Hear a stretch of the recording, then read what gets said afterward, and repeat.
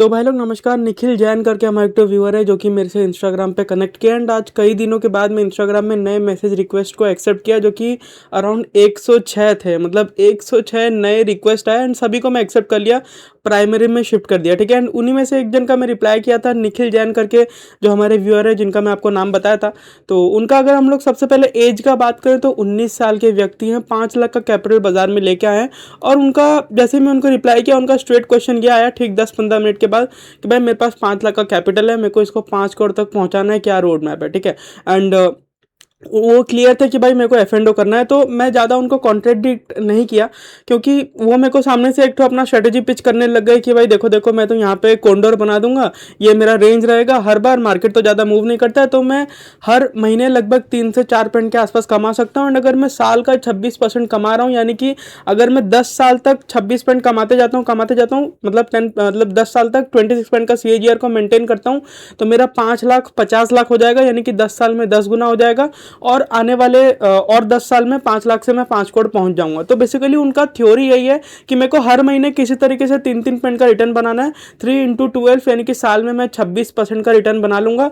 और असल में अगर आप देखोगे तो एफिशिएंटली 26% से ज़्यादा ही हो जाएगा, अराउंड 30% के आसपास का हो जाएगा। एंड उसमें वो ये चीज़ सोच रहे थे कि चलो किसी महीना थोड़ा कम रिटर्न बन गया, किसी महीना लॉस भी हो गया, तो नेट ऑफ करके मैं साल का कम से कम 26% से रिटर्न बना ही लूंगा। एंड वो पूरा एकदम क्लियर थे, मतलब मैं जो भी उनको बोल रहा हूँ सुनने के लिए तैयार नहीं थे। तो मैं उनको बेस्ट ऑफ लक बोला और मैं थोड़ा बहुत उनको समझा दिया कि भाई ठीक है, ध्यान से करना। मतलब ऑब्वियसली मैं ज़्यादा कुछ तो क्या बोलूँगा जब वो अपने माइंड में पूरी तरीके से क्लियर ही है। तो लेकिन ना आप लोगों को एक चीज़ अपने दिमाग में रखना है कि जो एफ होता है, एंड वैसे निखिल भाई आप कमेंट करोगे नीचे तो मेरे को अच्छा लगेगा, बाकी नहीं करना है तो मत करो, क्योंकि जिस हिसाब से मैं उनसे बात किया हूँ मेरे को लगता है कि वो थोड़े नाराज़ तो हो गए होंगे, क्योंकि यार कंप्लीटली डिफरेंट माइंडसेट एंड इतना अपोजिट माइंडसेट के साथ एंगेज करना थोड़ा सा मुश्किल हो जाता है। जबकि आपको पता है कि सामने वाला बंदा जो बात कर रहा है वो पूरी तरीके से हाइपोथेटिकल है, एंड ऊपर से 19 साल के एज में आप अपना खुद का पैसा लाए नहीं हो, पापा का पैसा लेके आ गए हो और आपको लगता है कि आप पहाड़ तोड़ दोगे, वो भी एफ करके। ये कहीं ना कहीं थोड़ा सा कॉम्प्लिकेटेड हो जाता है। बट एनीवेज हम लोग बात करते हैं कि एफ असल में होता क्या है, क्योंकि ना आप में से बहुत सारे जन का मेरे पास जब से कोल इंडिया वगैरह को OFS हुआ है, जो हमने एक तो कॉल दिया था आपको, basically obviously not a buy sell hold का रिकमेंडेशन नहीं था वो बिल्कुल भी, बस एजुकेशन पर्पज से था कि टेलीग्राम पे हमने बोल दिया था। तो देखो सिंपल सा बात है, एफ असल में होता क्या है। एफ में आप कोई भी स्ट्रेटेजी लगा के अनलिमिटेड पैसा मिंट नहीं कर सकते, पहली बात ये। और दूसरा, ये जीरो सम गेम है, इसको माइंड में रखना बहुत ज़्यादा जरूरी है। मतलब अगर आप किसी पर्टिकुलर स्टॉक का कॉल खरीद रहे हो तो कोई दूसरा आदमी उसका पुट खरीद रहा है, तो अगर कोई दूसरा आदमी घाटा करेगा तो आप फायदा करोगे, अगर आप फायदा करोगे तो सामने वाला घाटा करेगा, एंड वाइस वर्सा, आप घाटा करोगे तो सामने वाला फायदा करेगा। समझ रहे हो? यानी कि आप किसी और के पॉकेट से पैसा छीन के अपने पॉकेट में लेके आ रहे हो। एंड आप मेरे को एज अ पर्सन बताओ, क्या आपको अच्छा लगेगा कि आपके पॉकेट से कोई चोर आके पैसा आपका जेब काट के चले जाए और आप घर आओ और घर आके आप अपने पॉकेट में चेक करो तो पता चले कि आपका बटुआ आपके पास है ही नहीं? दुख होगा ना। तो यही होता है F&O। मतलब अगर आप जीत रहे हो तो सामने वाला खो रहा है और वो दुखी हो रहा है। कभी ना कभी ऐसा दिन आएगा जब आप खो दोगे और सामने वाला खुश होगा। समझ पा रहे हो बात को? तो इस तरीके गेम में रहना ही क्यों, जो कि प्योरली सट्टा है। मतलब जो जीरो सम गेम है वो ऑब्वियसली सट्टा है ना, क्योंकि सामने वाले को लग रहा है कि शेयर गिरेगा, आपको लग रहा है कि शेयर बढ़ेगा, होने को कुछ भी हो सकता है। एंड अगर आप F&O में देखोगे तो 32 स्ट्रेटेजीज होते हैं, लेकिन 2-3 ठो मेन स्ट्रेटेजीज होती है, जैसे कि कवर्ड कॉल आप देख लो और अपना आयरन कोंडोर को देख लो। आयरन मतलब अभी मैं आपको स्ट्रेटेजी समझाने बैठूंगा तो उसका कोई मतलब नहीं बनता है। मैं आपको क्रक्स बता दूं कि आप कोई भी अगर स्ट्रेटेजी बना रहे हो ना, तो highest probability of making money iron Condor में रहता है। ठीक है। लेकिन अगर आप उसका रिस्क टू रिवॉर्ड देखोगे तो अगर आपको अच्छा पैसा कमाना है तो आपको रिस्क रिवॉर्ड हमेशा 1:3 के आसपास का रखना पड़ेगा। मतलब 9,000 कमाने की जगह आप 30,000 खोने के लिए तैयार हो, तो ये आप लोग अच्छा पैसा बना सकते हो आयरन कोंडोर में, अदरवाइज मुश्किल है। लेकिन मैं आपको एक बात बताऊं, आप जो रेंज सिलेक्ट करते हैं, एंड जिन व्यक्ति का मैं बात कर रहा हूँ निखिल भाई, उनका आयरन कोंडोर वाला ही स्ट्रेटेजी था। ठीक है। तो आप जो रेंज सिलेक्ट किए, अगर बाजार उस बीच में रहा तो आप पैसा बनाओगे। लेकिन एक बात बोलूं क्या, आप मान लो कि 1 साल 2 साल 3 साल 4 साल इवन 5 साल भी इस स्ट्रेटेजी से साल का 26% CAGR बनवा लिए, मैं आपको लिख के दे सकता हूँ। 7वें साल आपको एक तो ऐसा सांप काटेगा जब आप 26% डाउन हो जाओगे, और हर मतलब 5 साल तक 26% CAGR कंटिन्यूसली ऊपर की तरफ बनाने के बाद अगर आप एक बार 26% डाउन हुए ना, तो भाई आपका कैपिटल कितना हेवीली वाइप आउट होगा आप सोच के देखिए। मतलब आपका जो 26% CAGR लास्ट 4-5 साल का था वो एक झटके में घट के अराउंड 14-15% के आसपास का आ जाएगा। यानी कि कितना रहा, म्यूचुअल फंड्स आजकल अगर आप देखोगे तो in a very long run 15% CAGR से ज्यादा दे देते हैं, एंड आपका CAGR अब उतना ही हो गया। तो आप इतना दिमाग लगाए, इतना माथापच्ची किया, हर महीना रेंज बनाए और पैसा कमाए, लेकिन एट द एंड आपको पता चलता है कि आपका रिटर्न तो म्यूचुअल फंड के जितना ही है। तो क्या मतलब है? एंड एफ एंड ओ करने का बहुत सारा डीमेरिट होता है। एक तो डीमेरिट ये है कि ये सट्टा है, मतलब आप जो सिलेक्ट किए हो, जो आपका स्ट्रेटेजी, अगर चीज़ें आपके हिसाब से हुई तो आप पैसा बनाओगे। एंड पूरा मार्केट फोर्सेस इस तरीके से है कि भाई आपका घाटा पड़े तो ही दूसरे लोग पैसा बनाएंगे, क्योंकि हर कोई यहाँ पैसा बनाने आया है, तो कोई भी नहीं चाहेगा कि आप पैसा बनाओ। तो अगर आपका ऑड्स इतना अगेंस्ट है पैसा बनाने को, तो ऑब्वियसली ऐसे गेम में रहना ही क्यों है। ऑन दी अदर हैंड अगर आप इन्वेस्टिंग में देखोगे तो इन्वेस्टिंग में ऑड्स इस तरीके से होता नहीं है। मतलब मान लो कि आपने शेयर खरीद के अपने डीमैट में रख लिया, तो दूसरे तरफ किसी और को घाटा करने का दरकार नहीं है ताकि आपका शेयर बढ़ सके। आप लेके रखे हो, कोई और लेके भी रख लिया, शेयर ऊपर की तरफ चलते जाता है। तो बेसिकली कोई उसमें जीरो सम गेम नहीं होता है, समझ रहे हो। लेकिन अगर आप एफ एंड ओ देखोगे तो वो कंप्लीटली जीरो सम गेम ही होता है। इस चीज़ को आपको अपने माइंड में रखना जरूरी है। और दूसरा, जैसे कि मैं बोला कि अगर आप बहुत ज़्यादा लकी हो तो ही एफ एंड ओ में रहो। अगर आपको लगता है कि आप थोड़े कम लकी हो तो ऑब्वियसली मत रहो। लेकिन आप लकी हो कि नहीं हो कैसे पता चलेगा? कोई रास्ता नहीं है पता करने का। कोई रास्ता है ही नहीं लिटरली। बाकी अगर आप देखोगे तो वो मेरे को एक स्ट्रेटजी बोले कि भाई मैं कवर्ड कॉल बना के पैसा बनाता हूँ, क्योंकि जनरली मार्केट गिरता कम है, ऊपर की तरफ ज़्यादा बढ़ता है, ठीक है। एंड अगर गिरता भी है तो वो 5 से 10 पॉइंट के आसपास गिरता है। ऐसा क्रैश आजकल बहुत कम हम लोग देखते हैं, ठीक है। तो उनको ये लगता था कि भाई मैं हर महीना कवर्ड कॉल बनाऊंगा, नीचे का कॉल ऑप्शन बेच दूंगा, और मतलब जो महंगा कॉल ऑप्शन बेच दूंगा, मतलब मान लो कि स्टॉक 1000 का चल रहा है तो मैं 900 का कॉल ऑप्शन बेच दूंगा, वहाँ पे मेरे को प्रीमियम ज़्यादा मिलेगा और मैं ऊपर पुट उसका फ्यूचर खरीद लूंगा। ऐसा करके मैं कवर्ड कॉल में अच्छा पैसा बनाऊंगा। तो यार कवर्ड कॉल में भी आप तभी पैसा बनाओगे अगर आपने जिस स्ट्राइक प्राइस का ऑप्शन कॉल ऑप्शन को बेचा है, अगर स्टॉक उसके नीचे नहीं जाता है तो। अगर स्टॉक उसके नीचे चला गया एंड आपने जो प्रीमियम कलेक्ट किया था, जो ब्रेक इवन आपका बन रहा था, उसके नीचे गिरते हुए चले गया, तो भाई आपका लॉस अनलिमिटेड है। तो एट द एंड में क्या बोल रहा हूँ, आपका कॉन्फिडेंस बढ़ते जाएगा। आप 26 CAGR चलो बना भी लोगे, 4 साल 5 साल 6 साल तक आप बना लोगे, लेकिन 7वें साल एक ऐसा सांप काटेगा जब आपका 26 CAGR घट के 15 हो जाएगा एक ही साल के अंदर। तो ऐसे गेम में रहना ही क्यों है, रहना ही क्यों है? ये फर्स्ट पॉइंट था। दूसरा पॉइंट, आपका ना इतना माथा लगेगा, इतना मेंटल पीस आपका डिस्ट्रॉय होगा। सुबह सुबह उठोगे, देखोगे नैस्डैक कहाँ पे बंद हुआ, निकेई कहाँ पे खुल रहा है। रात को 3 बजे अगर अमेरिका में कुछ गड़बड़ी हो गया तो रात की नींद उड़ जाएगी। एंड अमेरिका का बाजार जैसे ही खुलेगा 7 बजे आप स्क्रीन पे बैठोगे, अच्छा डाउ जोन्स यहाँ पे खुला है, फिर अमेरिका का बाजार बंद होने के उसका फ्यूचर ट्रैक करते रहोगे, तो आपका लाइफ पूरी तरीके से डिस्ट्रॉटेड हो जाएगा, ठीक है। उसके साथ साथ क्या होगा, आपका हेयर फॉल होगा, बाल झड़ने लगेगा एंड आपका लाइफ स्पैन कम हो जाएगा, नींद कम आने लगेगा। तो बेसिकली आपका मेंटल पीस खराब हो जाएगा अगर आप बहुत ज़्यादा एफ एंड ओ करोगे।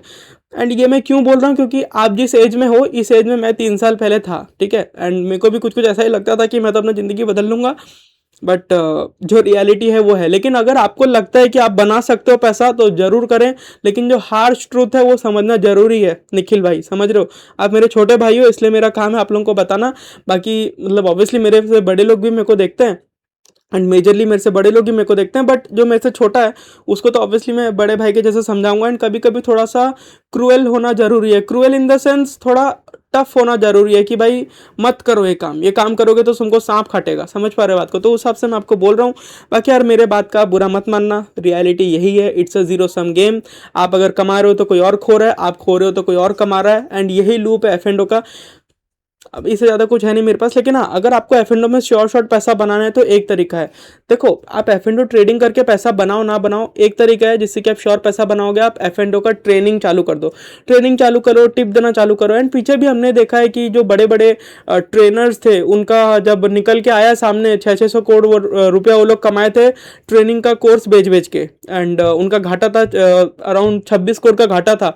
फिर एक और माठिया मुंडी का निकल के आया था, उनका नाम तो मैं लेना नहीं चाहूँगा, उनका 4 करोड़ का घाटा था। उनका जो टोटल इनकम था 400 करोड़ का प्रॉफिट, ये ट्रेनिंग करवा करवा के। तो हमने कई बार देखा है जो बड़े बड़े ट्रेनर्स थे वो ट्रेनिंग करा के पैसा बनाए, लेकिन खुद एफ एंड ओ में लॉस में। अगर जो आपका ट्रेनर आपको पैसा कमवाने का आपको जड़ी बूटी खिला रहा है वो खुद ही बीमार पड़ा है, अब आगे मैं क्या बोलूँगा आपको, ठीक है।